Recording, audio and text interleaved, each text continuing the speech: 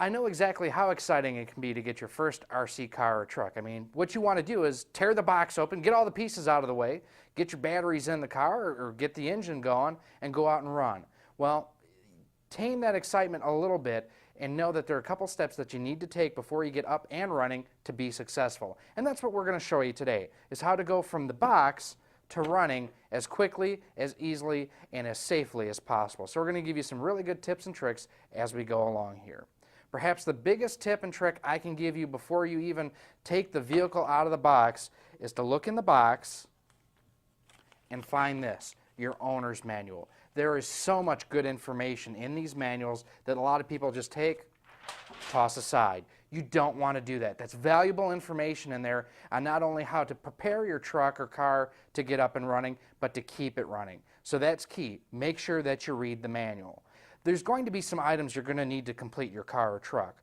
While they may say ready to run, either for a gas or an electric car, it doesn't come with absolutely everything that you're going to need. Just about every vehicle is going to require a battery charger of some type and a battery pack. Now, there are some vehicles that do include the batteries and the chargers, but those are less common than the others. There are two basic different types of battery, well, really three types of batteries you can go with.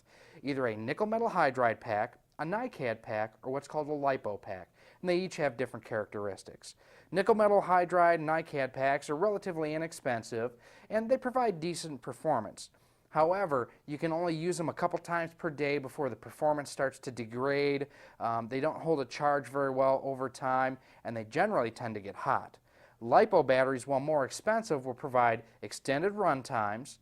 In my opinion, they're a little bit safer, and they don't get hot like what a nickel metal hydride or a NiCad will. The other benefit to LiPo is you can run it multiple times in a day and it doesn't degrade the performance. The crucial thing to be aware of here, whether you're going to go nickel metal hydride or NiCad or LiPo, is you need to get a charger that's compatible with your chemical type of your batteries. The charger will say right on it what battery pack types it's compatible with. Now, one of the things that you'll need to do before you get up and running is one of the biggest pains when it comes to any RC car or truck, and that's thread the antenna through the antenna tube. It's important that you get this wire as high up as possible to ensure maximum signal strength. The other thing, as you see here, there's extra wire out of the top of the antenna tube. Never, ever, ever, ever, by the way, never cut this excess wire off. There are some tips to get this antenna through the tube easier. I know a lot of people take just some baby powder, get some in their hands, rub it over the lead, and then fish it through. Other people have used motor oil. Find something that works for you and stick with it. That's the best advice for that. Next thing comes to plugging the battery pack in.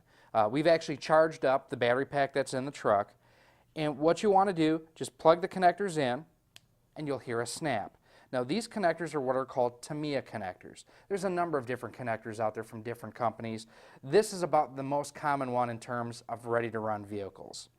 Once you have that secure connection here, you're ready to power everything on. Basic rule of thumb here, your transmitter should be the first thing you turn on and the last thing you turn off, even with radios equipped with Spectrum 2.4 gigahertz DSM radios. Radio is first on, last off. So we're going to extend the antenna on this radio, turn it on, and we're going to turn on the truck. And we'll notice there's a light on the speed controller that tells us that it's got power. And I can turn it left, right, and I can burp the throttle and see that I have control of the vehicle. You want to do just a real quick check like that before you go out and really start running around, just to make sure everything's operating electronically as it should. Now, what would happen, for example, if you turned everything on and the tires were already rolling without you touching anything on the radio? Well, what that is these knobs on the front of the radio adjust different settings on the radio. You have on the left side of the wheel, you have a steering throw adjustment which controls how far the wheels turn left or right. You also have a steering trim and a throttle trim. Now, what happened there was the throttle trim was turned up too high. So basically the radio was sending a signal to the truck itself to tell it, hey, engage the throttle. You can turn that throttle trim down, that'll eliminate that. Same thing's true on the steering.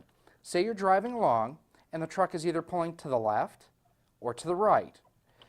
The steering trim adjustment on the radio itself will allow you to straighten that out.